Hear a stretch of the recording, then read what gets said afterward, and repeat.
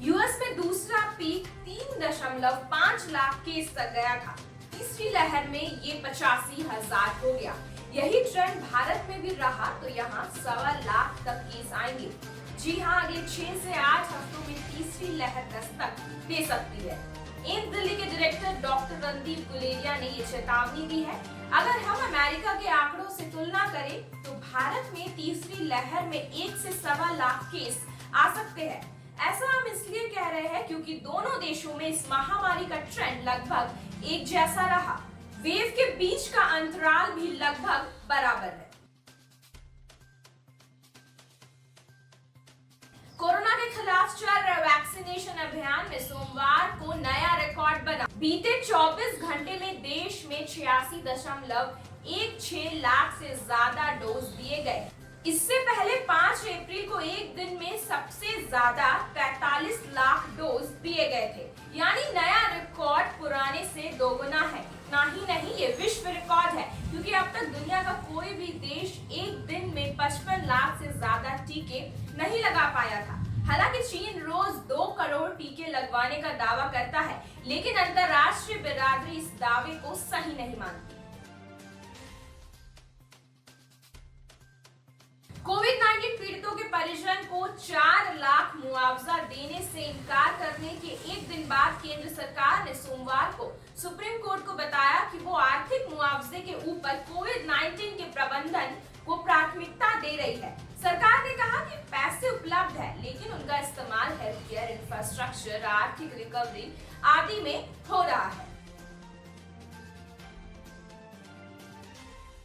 केंद्र सरकार द्वारा सोमवार से देश में निःशुल्क शुरू किए गए वैक्सीनेशन अभियान को लेकर दिल्ली के उप मुख्यमंत्री मनीष सिसोदिया ने प्रेस कॉन्फ्रेंस कर वैक्सीनेशन कार्यक्रम पर कई सवाल उठाए। उन्होंने कहा कि देश में वैक्सीन तो नहीं है, लेकिन केंद्र सरकार और भाजपा अखबारों में वैक्सीन को लेकर बड़े-बड़े विज्ञापन छपवा रही है।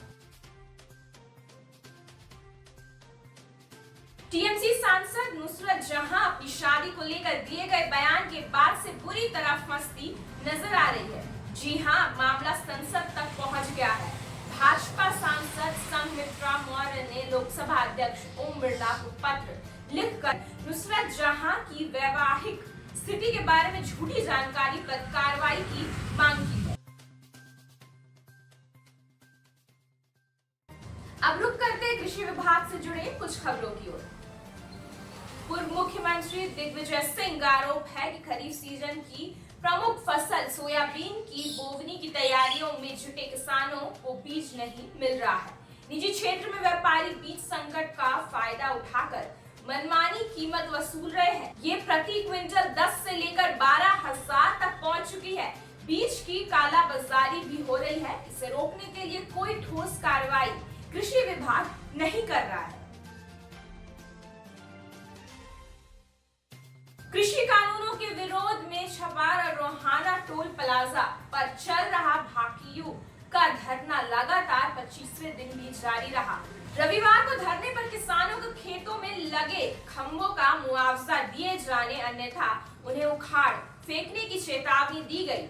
मनरेगा की मजदूरी बढ़ाने की भी मांग की गई।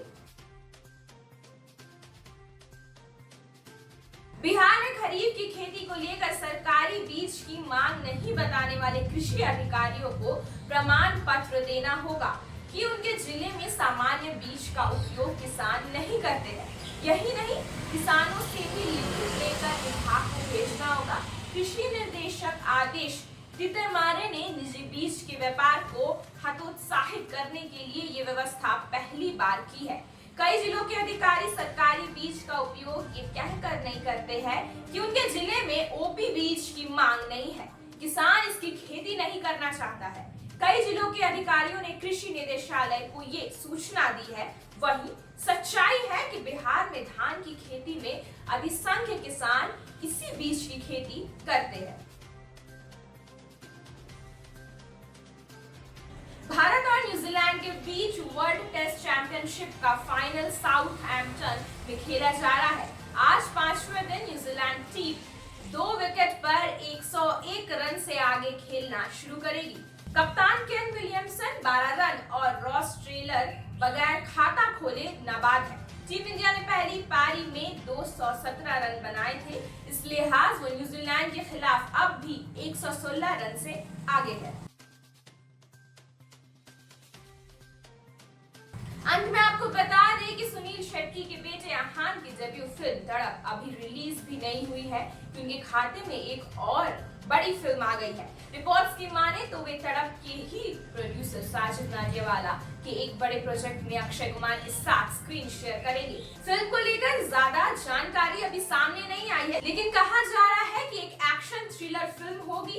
अक्षय और सुनील शेट्टी बहुत अच्छे दोस्त हैं, दोनों ने साथ में कई फिल्में भी की है। आज के लिए बस इतना ही। आगे हम ऐसे ही आपको और भी अपडेट्स देते रहेंगे। तब तक के लिए बने रहिए हमारे साथ और देखते रहे फसल क्रांति। अब मुझे दीजिए इजाजत। धन्यवाद।